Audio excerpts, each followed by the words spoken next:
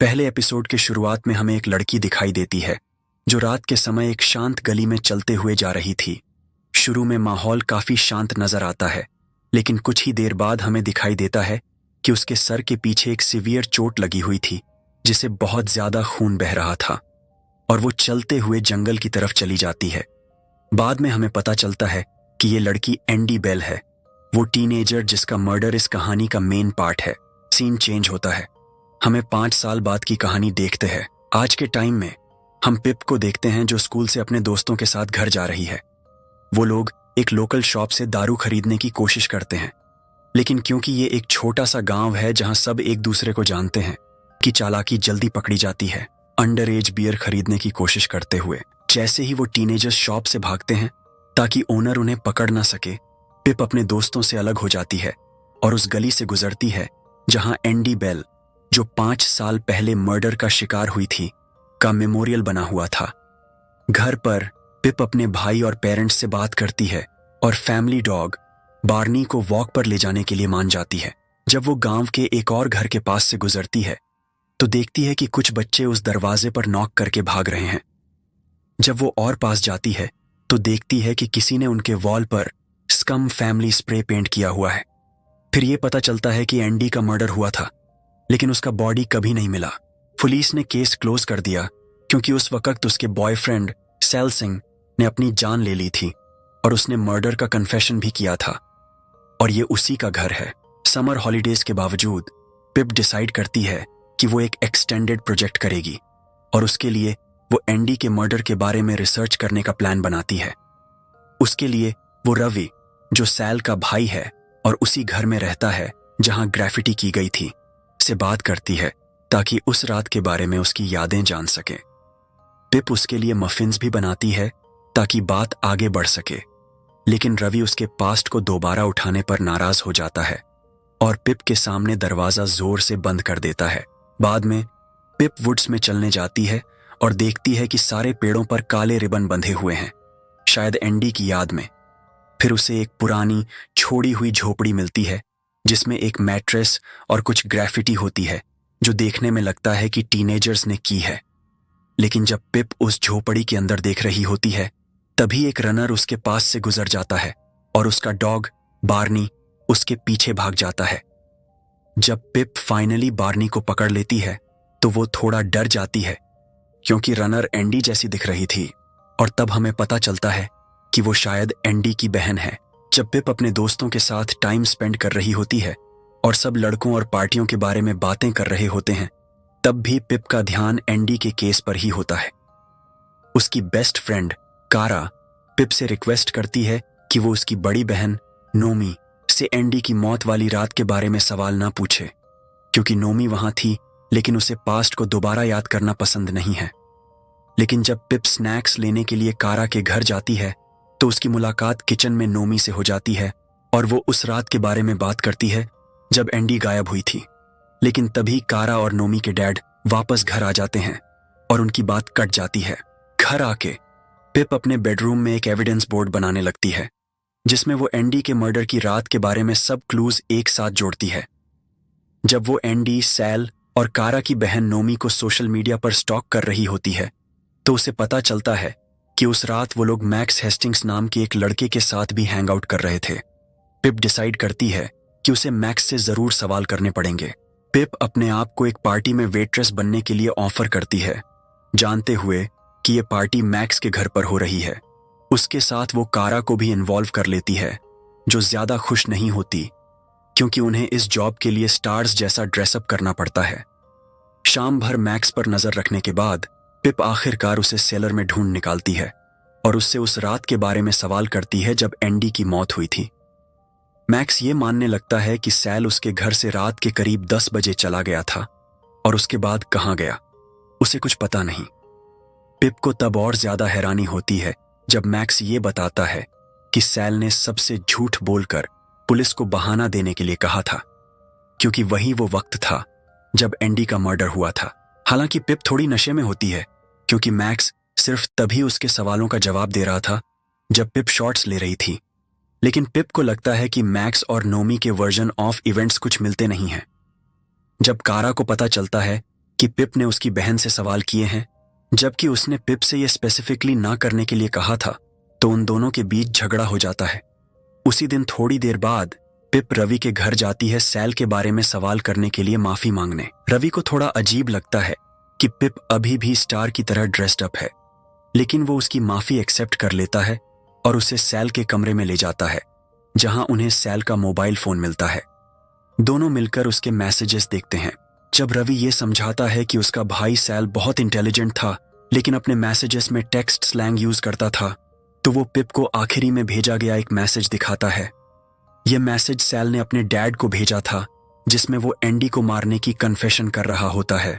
लेकिन यह message perfect grammar और पंक्चुएशन के साथ लिखा गया था, जो सैल का स्टाइल नहीं था, इसलिए यह मैसेज उसने नहीं भेजा होगा। लेकिन अगर यह मैसेज सैल का नहीं था, तो फिर यह किसने भेजा? इस एपिसोड के दौरान हमें फ्लैशबैक भी दिखते हैं, जो 5 साल पहले स्कूल में पिप के समय के हैं, जहां वो एंडी और सैल को स्कूल कॉरिडोर में देखती है। एंडी अकेली होती है और ऐसा लगता है जैसे वो किसी चीज से भागने की कोशिश कर रही हो। जब एंडी पिप को देखती है, तो वो अपनी उंगली अपने होठों पर रखती है, चुप रहने का इशारा करते हुए। इससे ये हिंट मिलता है कि एंडी नहीं चाहती थी कि पिप उस समय उसे ढूंढे। पिप को टेंशन होने लगता है, क्योंकि उसका दिमाग बार बार एक पुराने सीन पे जा रहा था। जब साल एंडी को ढूंढने आता है, पिप उसको कह देती है कि एंडी किसी दूसरे क्लासरूम में गई है। ये मोमेंट पिप को बार बार डिस्टर्ब कर रहा है। एपिसोड के एंड में पिप साल का फोन देख रही होती है और खुश होती है जब रवि प्रॉमिस करता है कि वो पिप की हेल्प करेगा अपने भाई की इनोसेंस प्रूव करने में। फिर पिप साल के फोन में कुछ फोटो देखती है, जो एक फ्लैशबैक ले आती हैं। फ्लैशबैक में साल और एंडी कार में वुड्स के पास आर्ग्यू कर रहे होते हैं। लगता है किसी बड़ी बात पे झगड़ा हो रहा है। फिर साल कार से उतर जाता है, एंडी उसके पीछे जाती है और फिर वो दोनों किस करके पैचअप कर लेते हैं। सबसे बड़ा सवाल ये है कि वो दोनों किस बारे में आर्ग्यू कर रहे थे। दूसरे एपिसोड की शुरुआत पिप के एंडी की एक बेस्ट फ्रेंड एमा हटन से मिलने से होती है। एमा खुशी से एंडी के बारे में बातें करने के लिए तैयार होती है जब वो काम कर रही होती है, लेकिन जैसे ही पिप कुछ बातें करने लगती है, उसे लगता है कि जो एमा कह रही है वो बिल्कुल मैच नहीं कर रहा। जब पिप इस बात को उठाती है, तो एमा गुस्से में आ जाती है और इंटरव्यू को बीच में ही छोड़कर चली जाती है। इसके बाद पिप और रवि मिलते हैं ताकि वो केस पर बात कर सकें। रवि मजाक में कहता है कि उसे बताना चाहिए था कि वो एमा का इंटरव्यू लेने जा रही है, क्योंकि वो दोनों मिलकर इस मिस्ट्री को सुलझाने की कोशिश कर रहे हैं। ये लाइट हार्टेड मोमेंट उनकी दोस्ती और पार्टनरशिप को दिखाता है, लेकिन पिप को पता है कि एंडी के मामले में अभी भी बहुत कुछ समझना बाकी है। बाद में पिप अपनी बेस्ट फ्रेंड कारा से प्रॉमिस करती है कि वो कारा की बड़ी बहन नाओमी को अपने सवालों से दूर रखेगी, क्योंकि एपिसोड 1 में उसने उसे अपसेट किया था। लेकिन नाओमी उन्हें सुन लेती है और एंडी और एम्मा की बेस्ट फ्रेंड नथ के बारे में बात करती है, ये बताते हुए कि वो तीनों हमेशा साथ में रहती थीं और नथ इतनी अच्छी नहीं थी। नाओमी कहती है कि वो अब नथ से नहीं मिलती, लेकिन कारा बताती है कि वो कुछ दिनों में नथ के साथ टेनिस मैच खेल रही है, तो दोनों डिसाइड करती हैं कि वो मैच देखने जाएंगी। टेनिस कोर्ट्स पर कारा काफी अच्छा खेल रही होती है, पर जब नथ हार जाती है तो वो गुस्से में वहां से चली जाती है। पिप उसका पीछा करती है चेंजिंग रूम में, और जब नथ शॉवर से निकलती है तो पिप नहीं जानती कि कहाँ देखना है, क्योंकि नथ नंगी होती है। नथ कहती है कि ये कोई नई बात नहीं है, क्योंकि स्कूल में कुछ न्यूड पिक्स सर्कुलेट हुए थे जब एंडी की मौत हुई थी। पिप कहती है कि उसने वो पिक्स नहीं देखी हैं, तो नथ उसके लिए थोड़ी सॉफ्ट हो जाती है और पूछती है कि पिप एंडी के बारे में क्या जानना चाहती है। नथ कहती है कि एंडी एक अच्छी दोस्त थी, लेकिन फिर नथ गलती से ये बता देती है कि एंडी किसी और के साथ सो रही थी और वो साल नहीं था। जैसे ही नथ को समझ आता है कि उसने ज्यादा कह दिया, वो जल्दी से वहां से निकल जाती है और पिप को वार्न करती है कि वो नहीं जानती कि वो किस चीज में घुस रही है। पिप रवि को बताती है कि एंडी का एक और आदमी था जो साल नहीं था, और रवि को यह सुनकर शॉक लगता है कि उसका भाई धोखा खा रहा था। इन्वेस्टिगेट करने के लिए वो डिसाइड करते हैं कि रवि के फोन से एम्मा को मैसेज भेजें। नथ बनकर वो उससे बातें करने लगते हैं और सीक्रेट ओल्डर गाय का जिक्र करते हैं, जो सुझाव देता है कि ये वही आदमी है जिसके साथ एंडी सो रही थी जब उसकी मौत हुई। उसके बाद पिप और उसकी दोस्त कारा का बर्थडे सेलिब्रेट करने के लिए कैंपिंग जाते हैं।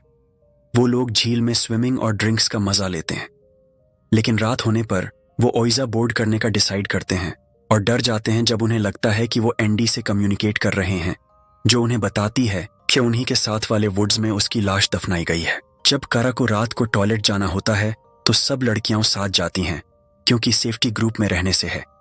लेकिन जब वो दूर एक टॉर्च देखते हैं और उसकी तरफ जाते हैं तो वो शख्स बिना दिखाए भाग जाता है। टेंट पर वापस आने पर सब लोग काफी फ्रीक्ड आउट होते हैं, लेकिन धीरे धीरे काल्म हो जाते हैं और सो जाते हैं। लेकिन जब पिप अपने स्लीपिंग बैग में जाती है तो उसको एक नोट मिलता है जो लिखा होता है, स्टॉप डिगिंग पिपा। पिप काफी डर जाती है, लेकिन ये नोट किसने डाला? अगली सुबह जब वो अपना टेंट पैक कर रहे होते हैं और घर जा रहे होते हैं तो कारा पिप से पूछती है कि क्या हुआ है। पिप प्रिटेंड करती है कि वो नहीं चाहती कि उनका समर खत्म हो या कुछ बदले, क्योंकि अब जल्दी ही सबको कॉलेज जाना पड़ेगा। जब पिप कारा को घर ड्रॉप करती है तो उसकी नजर दूर मैक्स हेस्टिंग्स पर पड़ती है, जो नेओमी से कार में झगड़े में है। जब पिप घर आती है तो उसे अपने खाली किचन में टेबल पर एक नोट मिलता है जो उसके स्लीपिंग बैग के नोट की तरह बिल्कुल फोल्ड किया गया है। वो डर जाती है, लेकिन खुशकिस्मती से ये सिर्फ उसकी माँ का नोट होता है जो बताता है कि वो शॉपिंग पर गई है। अपने रूम में पिप अपने एविडेंस बोर्ड को देखती है और नोटिस करती है कि एक पुलिसमैन जो एंडी के पेरेंट्स के साथ मीडिया कॉन्फ्रेंस में था जब एंडी गायब हुई थी, उसे पहचानती है। वो रिसर्च करती है और पता लगाती है कि वो स्टैन ड सिल्वा है, नैट का बड़ा भाई।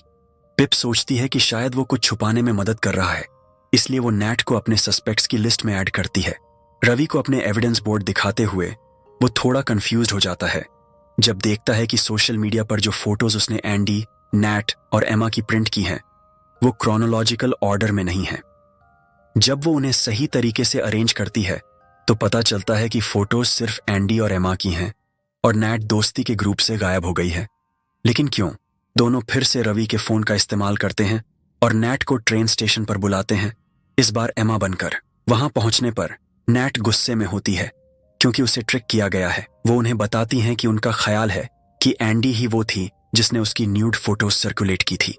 नैट कहती है कि ये एंडी नहीं हो सकती, लेकिन ये मान लेती है कि एंडी अपनी मौत से पहले बदल गई थी, ये कहते हुए कि वो एक नास्टी गाय से मिल रही थी जो और कोई नहीं बल्कि मैक्स हेस्टिंग्स है। पिप को ये समझ आता है कि मैक्स ने उससे झूठ बोला है जब उसने कहा था कि उसने एंडी से कभी बात नहीं की। इसलिए वो रात को मैक्स के घर जाने का फैसला करती है ताकि उसे और सवाल पूछ सके। जब वो वहां पहुंचती है, मैक्स का बाप उसे अंदर बुला लेता है और पिप सीधा उसके रूम की तरफ जाती है। मैक्स शावर में होता है, जो पिप के लिए एक मौका है। वो जल्दी से उसके रूम की तलाशी लेती है जब मैक्स का ध्यान उसकी तरफ नहीं होता। इस दौरान पिप को एक फोटो मिलता है जिसमें एंडी अपने अंडरवेयर में है, जो मैक्स के दोस्तों के ग्रुप फोटो के पीछे चिपका हुआ है। ये देखकर पिप काफी शॉक्ड होती है। ये उसके और एंडी के बीच किसी छुपी हुई संबंध का संकेत देता है। पिप अब समझ जाती है कि मैक्स के पास एंडी के बारे में ज्यादा जानकारी हो सकती है और वो इस राज को सुलझाने के लिए तैयार है। जब पिप फोटो लेने की कोशिश कर रही होती है, तब मैक्स अचानक से आता है और गुस्से से पूछता है कि वो उसके रूम में क्या कर रही है। ये देखकर ऐसा लगता है कि मैक्स को पिप का अनकंफर्टेबल होना पसंद है, खास करके जब वो सिर्फ टॉवल में होता है। शावर से निकलने के बाद पिप उससे पूछती है कि उसके रूम में एंडी, जो उसकी डेड बेस्ट फ्रेंड की मिसिंग गर्लफ्रेंड है, की फोटो क्यों है। मैक्स ये कहकर इनकार करता है कि उसने एंडी के साथ संबंध नहीं बनाए, बल्कि वो सिर्फ उसकी फीमेल फॉर्म की सराहना करता है, जो पिप को काफी गंदा लगता है।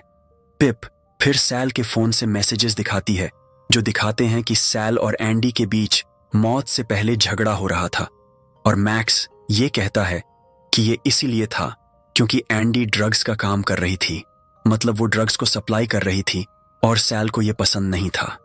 मैक्स ये भी बताता है कि एंडी कैलामिटी क्लब में किसी के लिए काम कर रही थी और ये सजेस्ट करता है कि अगर उन्हें और जानकारी चाहिए तो उन्हें वहां जाना पड़ेगा।